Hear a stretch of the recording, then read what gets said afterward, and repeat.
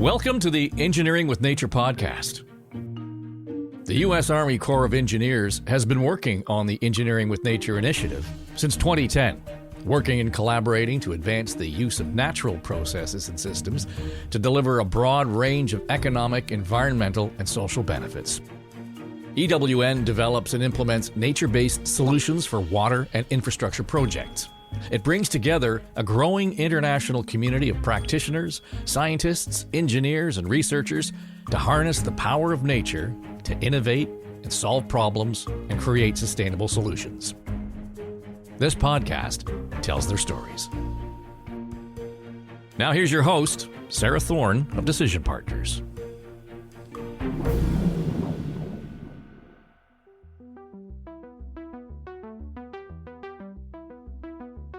Welcome to Season 5, Episode 7, a very special edition of the Engineering with Nature podcast. I'm here with my colleague and most esteemed guest, Todd Bridges. Todd officially retired February 28, 2023, after 30 years of service with the U.S. Army Corps of Engineers. Todd served as Senior Research Scientist for Environmental Science and was the founder and national lead of the Engineering with Nature program. Hey, welcome, Todd, and congratulations. Thank you very much, Sarah. This is a podcast that's been a long time in the making, 30 years. 30 years, indeed. We want to talk with Todd about his career, his visionary leadership of the Engineering with Nature program, and what's up next for him. And to do that, I've asked Dave Trafford, our Engineering with Nature podcast producer, to come out from behind the magic curtain and join the conversation. So, hey, welcome, Dave.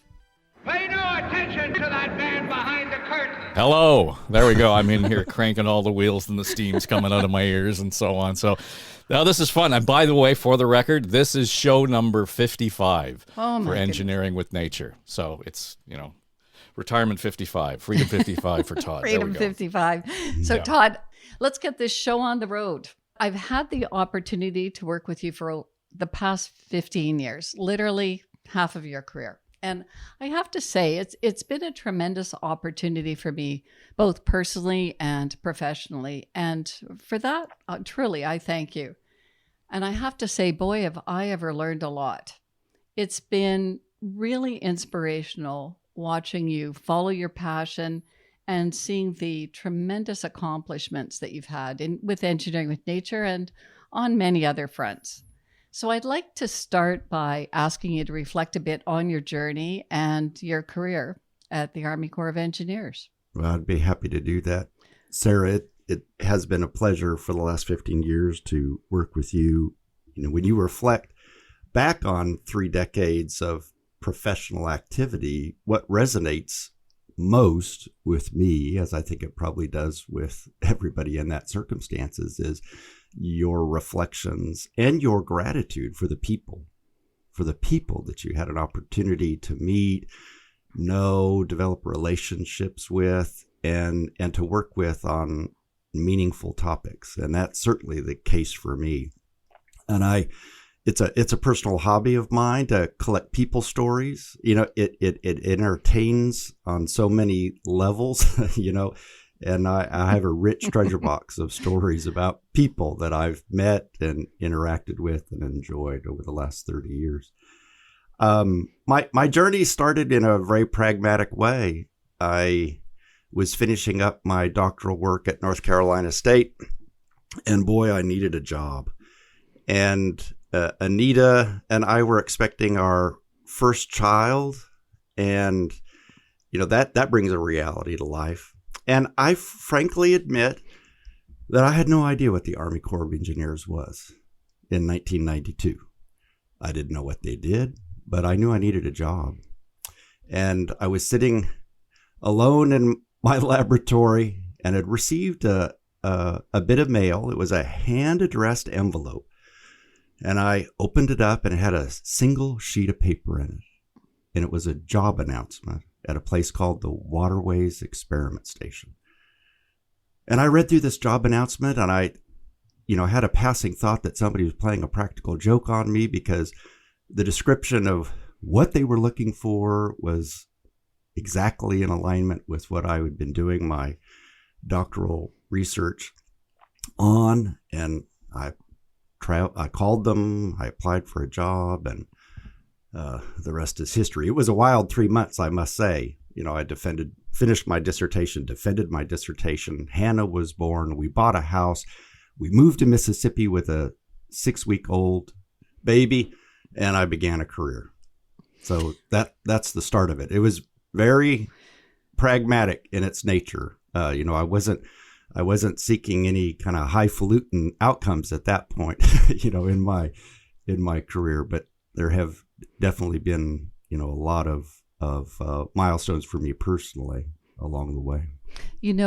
I've shared this with you before. After my first visit to Vicksburg, my mental model was that everybody started their career stirring mud in the environmental lab. Did you start your career stirring mud? Yeah, in fact, I did. That was, the area of my work. In fact, it's lasted throughout my career. I have a very fond memory, for example, of spending a weekend with my maternal grandfather with his other grandchildren, all boys.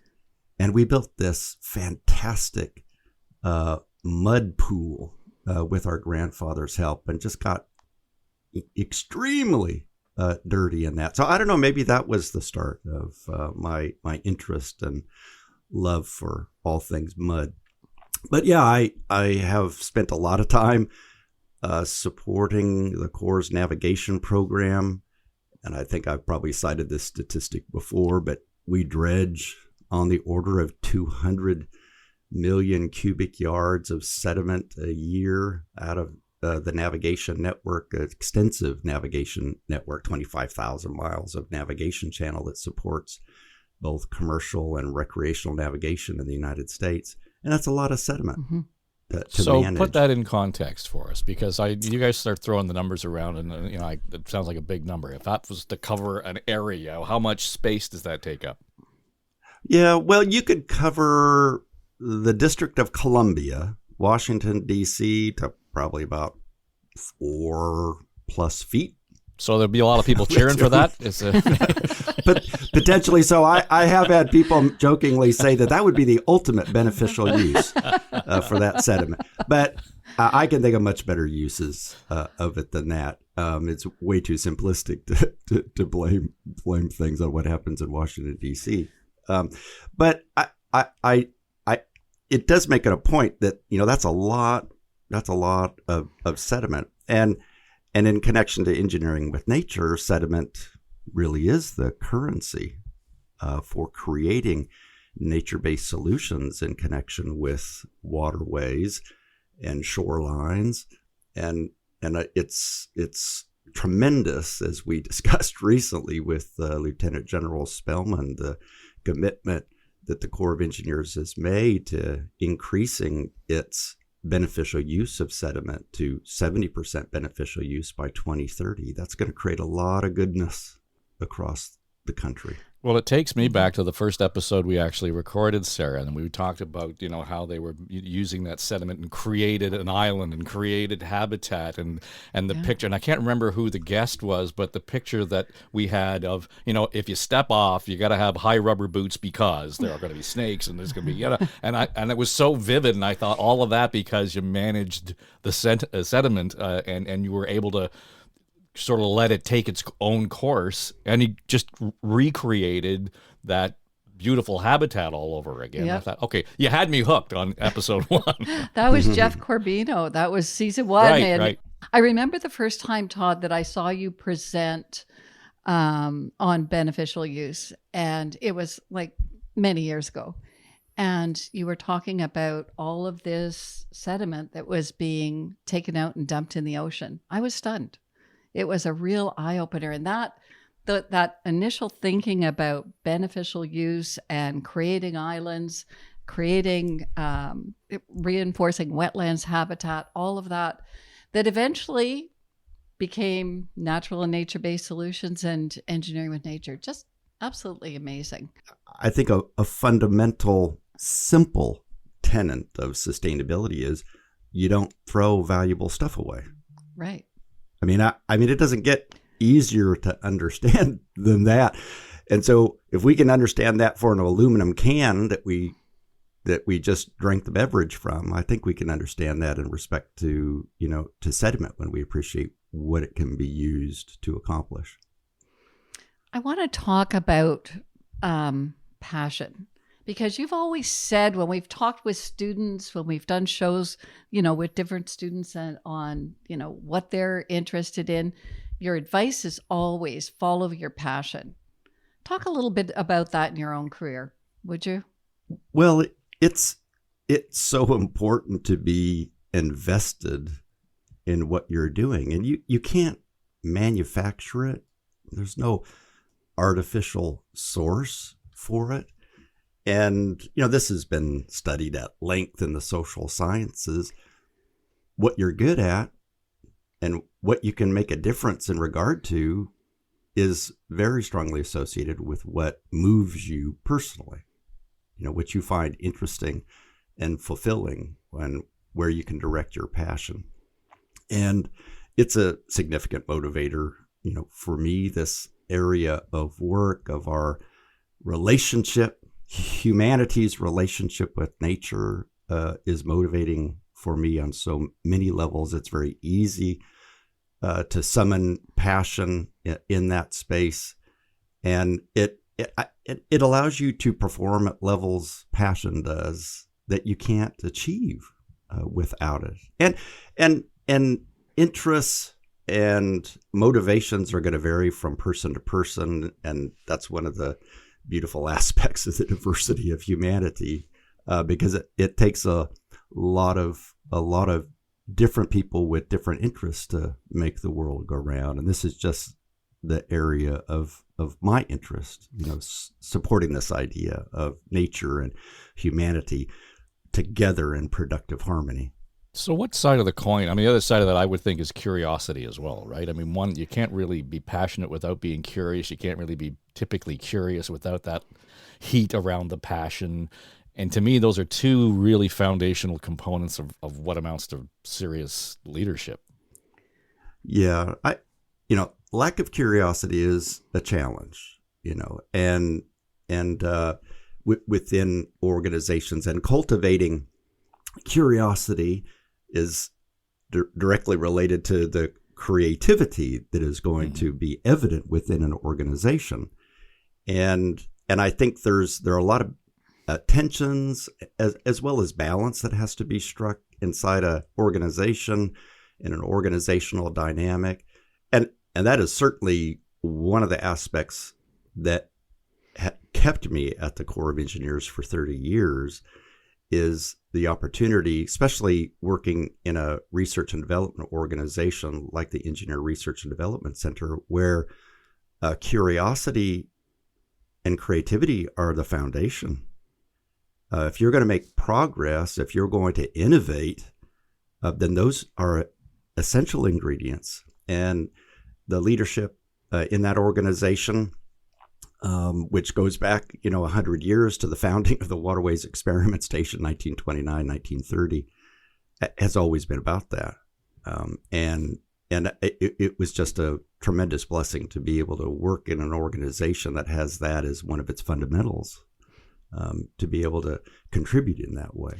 Let's talk about how you translated your interests and really your passion, and to Dave's point, your curiosity into engineering with nature. And, I was looking back and thinking about it. And as I recall, somewhere around 2009 or so, we had some conversations. I don't know if it was in Boston or Washington, D.C. or both, about your idea of bringing conventional engineering, natural engineering, and ecology together into a new thing.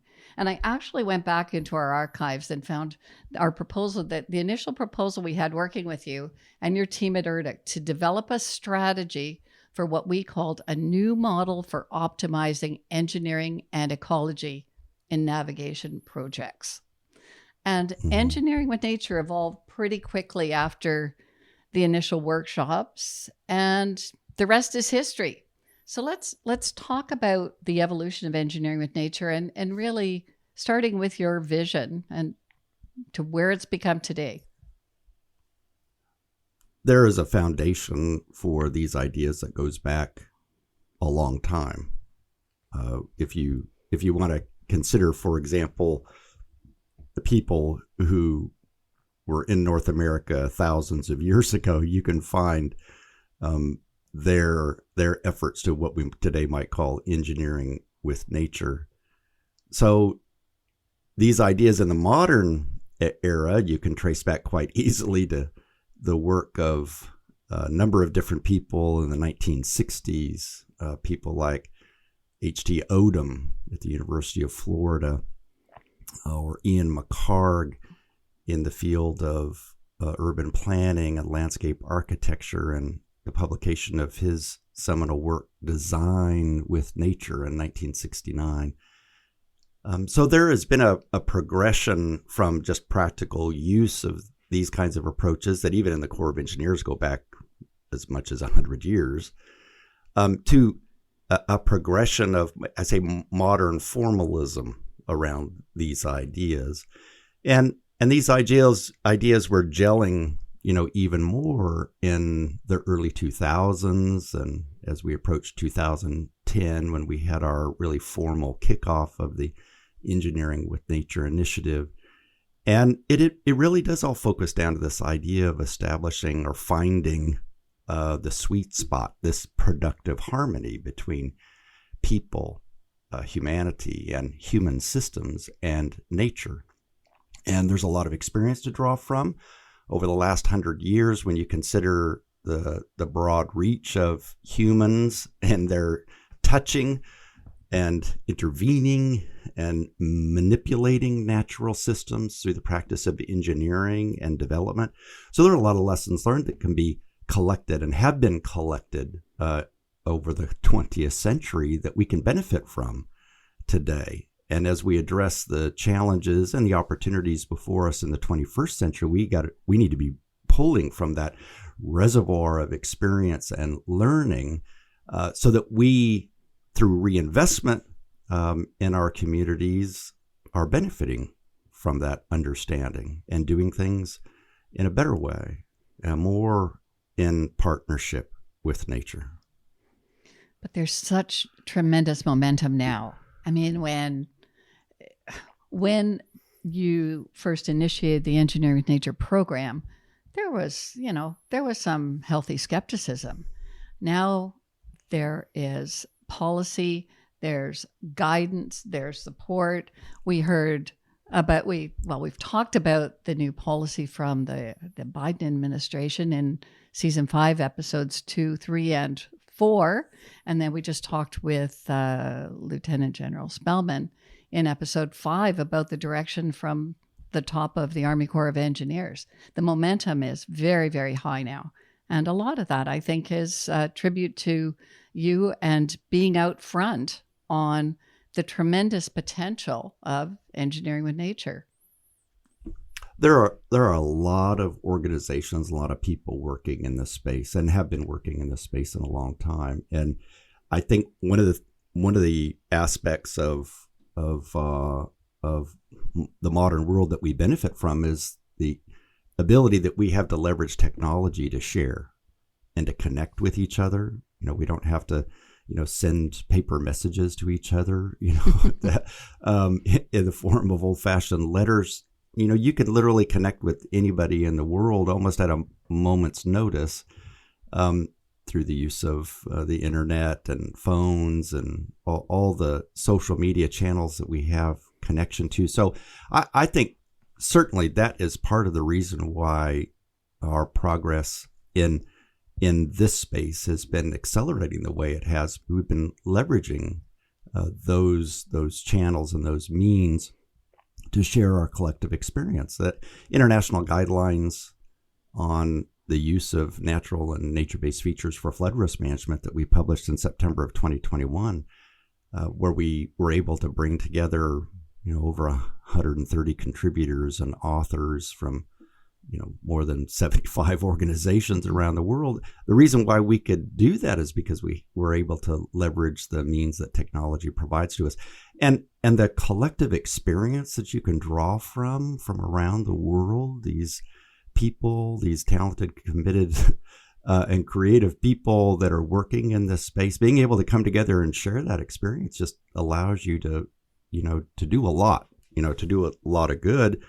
And to share that with others who are interested in achieving the same kinds of outcomes. When you look at that, though, and to Sarah's point, I think that I've done a lot of work with the forestry sector, and they sing from the same hymnal almost, in as much as if you look back 20 years, forestry and forest management was something that would have seemed prehistoric considering where we are right now. And what I find really interesting, in as much as you draw on the history of what's old is new again, Todd, the idea that we look at indigenous approaches and their relationship with nature, their relationship with the forest, their relationship with the waterways, and all of a sudden we're coming to the realization that, there was something to that. They didn't call it science, but it was pretty solid science in the way they were approaching it, whether it was the way they managed their forests or, kept the waterways clean. There are many ways of knowing, and experience is such a great teacher. and the experience of generations that came before all over the world, whether it's in North America or South America or in Europe or in Asia or the Middle East, there's a great reservoir to draw from, which, also surfaces another point here, that this is a very interdisciplinary space. And I've had the opportunity recently to be engaged with, for example, some anthropologists.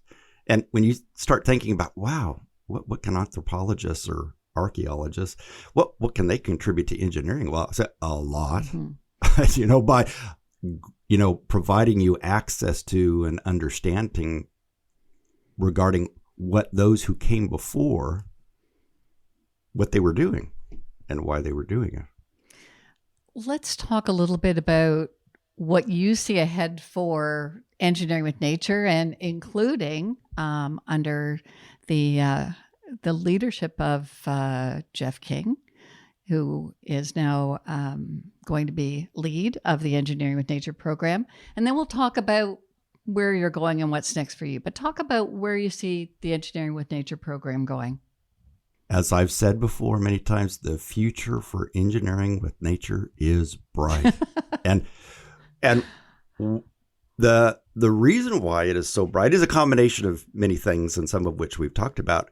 But one of the fundamental reasons why it's so bright is that the team is strong.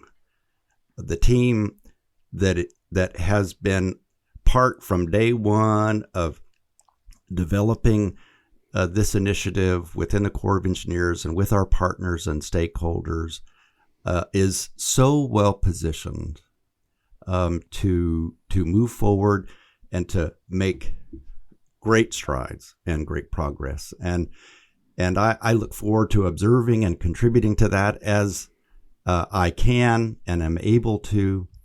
I'm just so impressed by the team members, across our organization, including Jeff King. I've sometimes said, well, he's my right hand, but that's quite inadequate. I could say he's my right side. That would be closer to the truth of the matter. And when he came on board and rejoined the Corps of Engineers family several years ago, I mean, it was just like an immediate pulse in what we have been able to do. And I'm looking forward to watching him take it to the next level. And change is good. Change is good and necessary for growth. And I recently used a metaphor of the forest. When a gap opens up in the forest, light shines in new ways and in new places, and it stimulates new life and growth and new relationships, and the forest gets stronger. And I fully expect that that's what's going to happen. Oh, that's perfect. I think we're so excited about Jeff taking the lead and some of the interesting ideas he has about, really moving it forward and expanding engineering with nature. It'll be fun to watch his growth in the forest. Just before we go, I just want to go back to that idea of the forest and the resilience, because I'm really hung up on this because I've been working on it so closely. But I love that idea, and I wonder, Todd, at what point? I know we talk a lot about mitigating the effects of climate, extreme weather. Where do you see engineering with nature fitting into that strategy, that overall effort to make sure that carbon emissions are reduced, that greenhouse gas emissions are reduced, that we're really going to see some measurable result, not solely based on engineering with nature, but clearly, as I've followed the last 55 shows, there's a role here to play in many ways. Where do you see that? Well, certainly there's a role to play, and it is a challenge, a planetary emergency. It has been described as, and I think that's on target as a description, that requires an all of the above kind of approach. Mm-hmm. And technology and advancements in technology is important to this, but we also need to recognize that social systems and the role of culture, and even, if you will, philosophy and law, there's that whole domain where progress is needed. And then there is our relationship, that is humanity's relationship with nature, and how we seek this productive harmony that is at the heart of having and achieving sustainability. And there's such a close relationship between these concepts of sustainability and resilience. You can't have a resilient system if that system is not sustainable. And I would argue the reciprocal is also true. So it's bringing together, it's marrying, if you will, drawing together progress across all these fields in the realm of technology and the broad area of social science, but also in this realm of natural systems and how people relate to them, both in a personal level, but also on a collective level, as far as our communities and our countries around the globe invest in nature to achieve, this idea of harmony. But when you talk about that, and I love the idea that there's not one single solution. It sounds to me like we keep coming back to all roads lead to the intersection of sustainability and resilience. I think they do, and these are rich ideas and topics, and of course you can go to the literature and find all sorts of varying definitions of these words. But I think it is definitely the exciting challenge of this century to probe fully and deeply these concepts and to recognize what change, what adaptation means in the context of sustainability and resilience, and how we can create space, innovation space, if you will, in our communities and in our institutions, in our countries, to be able to find that productive harmony, the sweet spot. I think that's a really good place to pick up and talk about where you're going, Todd. We know that you're going to stay actively involved in engineering with nature, but from a slightly different perspective. I know that you're planning to take the month of March off, the whole month, to rest and recover and rejuvenate. I'm sure Anita's looking forward to having you home for a month after all the traveling. And then you're heading to your new post at the University of Georgia, where you're going to inspire the next generation. Talk to us a little bit about what you're going to do at the University of Georgia. Well, I am looking forward to, I'm calling it my breather month. And of taking a check, slowing down a little bit, and giving my brain some time to kind of roam and think openly. I think actually one of the hazards of modern professional life is to be so directed and focused all the time on a particular task or combination of tasks. Because one of the dangers that produces is that you don't have enough kind of free flowing time mentally, to generate a new thought about something if you're always task focused. But anyway, so I'm looking forward to the month where I'll have some more time to reflect upon what I just did in 30 years, how I could have done it better, and what I can do, in the time in the future. And as you've announced, I'm going to be a professor in the College of Engineering at the University of Georgia. And I first set foot on the campus at the University of Georgia several years ago, and I was quite impressed with what I observed. It's an old and established organization. In fact, it was chartered in 1785. In fact, the first publicly chartered institution of higher education in the United States of America. And somebody might say, well, you obviously have an affinity for old organizations. The Corps of Engineers as an organization was established in 1775. So I'm going to work for a slightly younger organization, 10 years younger, 1785, at the University of Georgia. And the university has a legacy that's quite impressive. Those who are schooled in the field of ecology will appreciate the fact that Gene Odom, one of the two Odom brothers, Gene Odom and his brother H.T. Odom, Howard Odom, at the University of Florida, were really foundational to the whole field of ecology and American scholarship in this space. And in recognition of that, the School of Ecology at the University of Georgia is called the Odom School of Ecology. And the university is very committed to nature-based solutions and this idea of sustainability. They established several years ago an Institute for Resilient Infrastructure Systems that has at its heart this idea of leveraging natural systems to produce more sustainable and resilient infrastructure.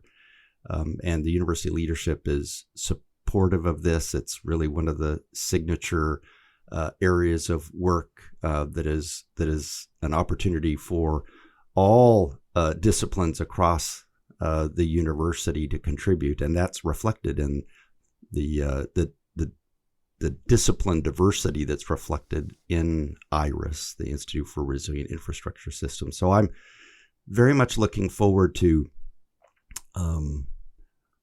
having, I guess you would say, freedom of movement in this space, and of having the opportunity to work with people and organizations across the country and around the world that want to move forward and to make progress in this area of work, and who have a shared set of goals and values with me in this.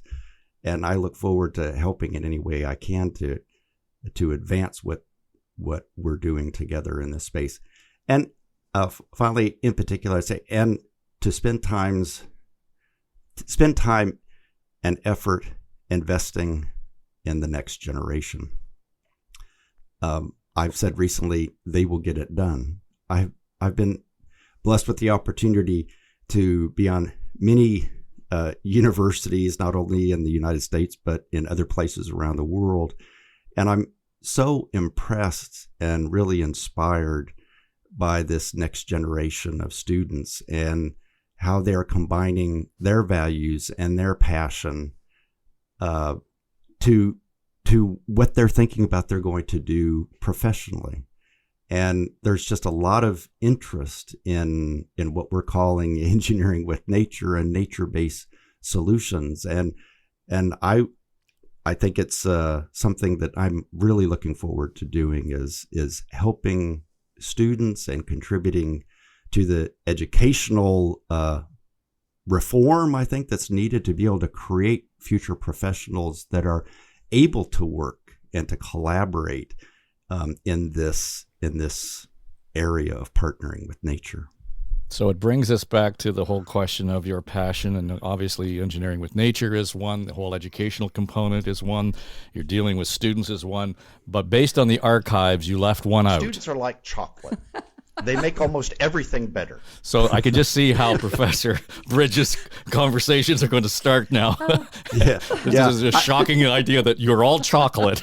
Yeah. That'll probably, where I go, it soon becomes known, what motivates me from that point of view. So there'll be no apples probably delivered to my there desk. You go. If you want to influence the dude up front, you bring a little spot of good chocolate, and that'll get it done. I was going to say, okay, students, listen carefully. Professor Bridges really likes his chocolates, and he will do pretty much anything for chocolate cake. Yes. As we've discussed many times on this podcast. Yes. Todd, we wish you tremendous success. We know that you're going to stay active in the Network for Engineering with Nature. We will definitely have you come back and join us as a guest on the Engineering with Nature podcast.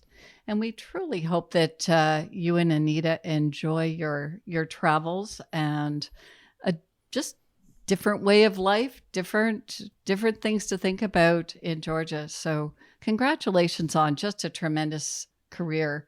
And we wish you really the best. From a professional perspective, though, and I get to do this a lot, I get to talk to some really interesting people. I work on a lot of mission-driven programs, and this is like the top one or two shows that I always point to in terms of if you want to learn something about how we are living with nature, our relationship with nature. This is certainly one of them, but mostly because there's just such cool stuff that I didn't realize was going on. So over the last 55 shows, thank you. I've learned a lot. And anybody who I know who's listened to this show, real eye-opening. And I always tell people in this circumstance that we suffer from the curse of knowledge. And, I've seen the evolution of this team in the podcast setting because you've all become so good at bringing it back down to what it is and why it's valuable to the rest of us. So thanks for the stories. Thanks for the good humor. And you're in the right place as a storyteller on the podcast for sure. Well, thank you, Sarah and Dave, for those thoughts. And I really also want to thank both of you for your support and help and contributions in the creation of the Engineering with Nature podcast.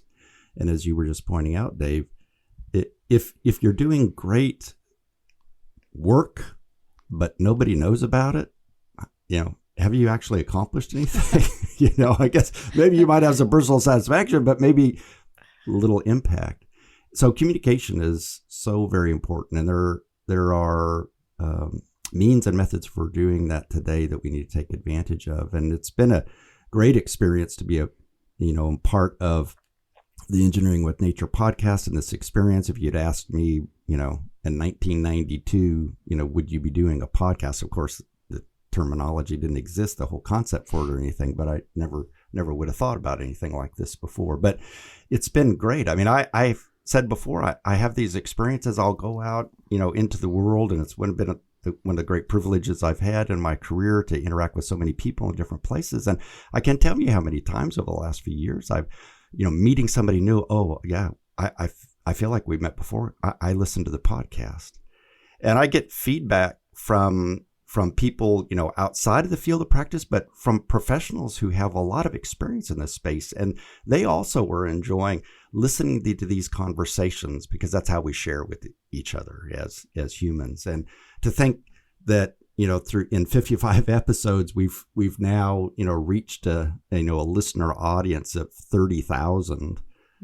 based on our downloads. I mean, it's just fantastic, and I really appreciate what you and Sarah, Dave, you guys have done with us and the Engineering with Nature team to help us do this. Thank you.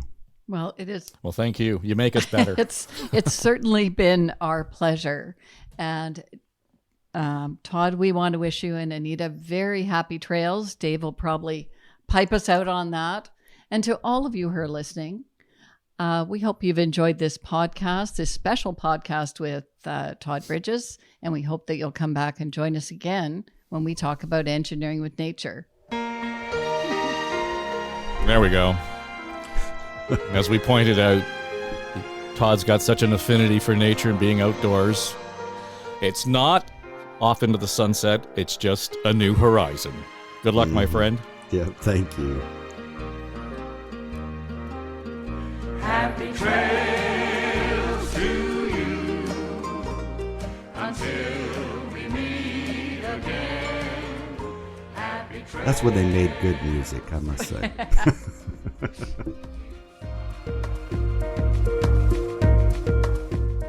The EWN podcast was developed by Sarah Thorne and Jeff King, Deputy National Lead, Engineering with Nature Initiative, U.S. Army Corps of Engineers. For more information, you can visit our website, engineeringwithnature.org.